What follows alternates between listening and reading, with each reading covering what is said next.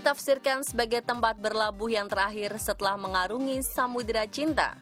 Sayangnya sebagian selebritis sering mengingkarinya yang justru malah meruntuhkan kesakralan arti sebuah pernikahan. Lihat saja pasangan selebritis yang mengakhiri pernikahannya di meja hijau.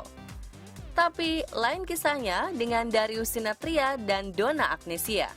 Bukan saja hampir tak tersentuh dengan kabar tak sedap, pasangan selebritis ini selalu tampak harmonis dan romantis.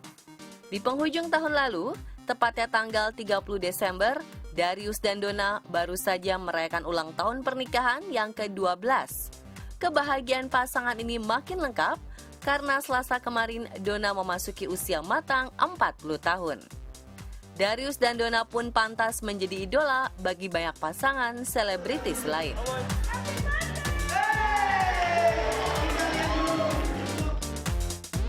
Masa Amin. kita juga sama, kita juga mengagumi dan menjadikan teman-teman lain yang berpasangan dan berkeluarga sebagai sumber inspirasi kita, karena banyak sebenarnya yang menikah lebih lama dan adem ayem juga, keluarganya harmonis, bahagia gitu kan, dan itu juga jadi sumber inspirasi kita ya. Aku sama Darius menjalani semuanya sama aja, pasti seperti dengan pasangan-pasangan yang lain gitu. Nah, kita bersyukur kalau apa yang kita lakukan sehari-hari, baik melalui media sosial atau apapun gitu, bisa menginspirasi orang lain gitu. Itu kan hal yang baik, yang positif ya diikutin, yang negatifnya ya sebaiknya jangan gitu kan. Dan ya terima kasih kalau misalnya ada yang mengapresiasi apa yang sudah kita lakukan gitu as a couple, as a family selama ini.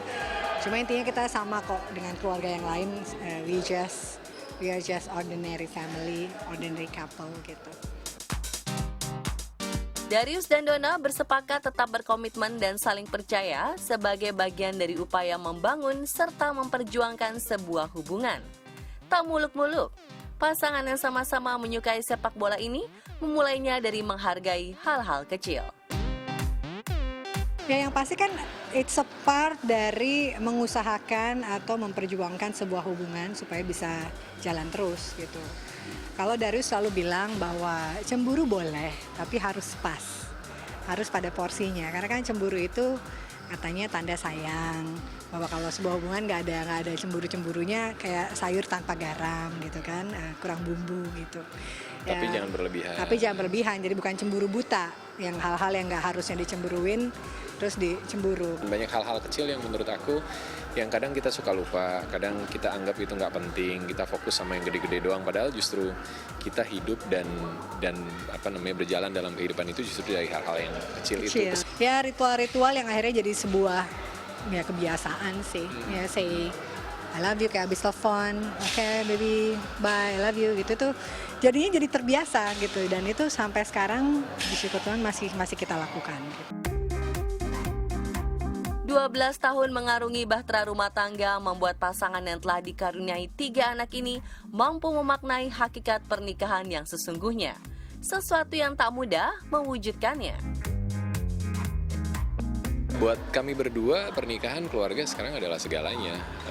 Tempat di mana dulu kami berdua dibesarkan dalam keluarga kami masing-masing, dan sekarang kita berumah tangga dengan anak-anak. Anugerah dari Tuhan, titipan yang dipercayakan ke kami berdua, dan itu jadi tanggung jawab sebagai orang tua dan sebagai pasangan. Kita nikah secara Katolik dan punya janji, mengikat janji sehidup semati gitu kan, cuma maut yang bisa memisahkan. Kalau kita jalan-jalan keluar suka lihat di taman atau di jalan mereka kan nenek udah sama-sama berumur, jalannya udah pelan-pelan gitu. Tapi masih gandengan gitu, atau duduk berdua gitu kan. Ngomongnya sama dia, mudah-mudahan kita bisa kayak gitu ya.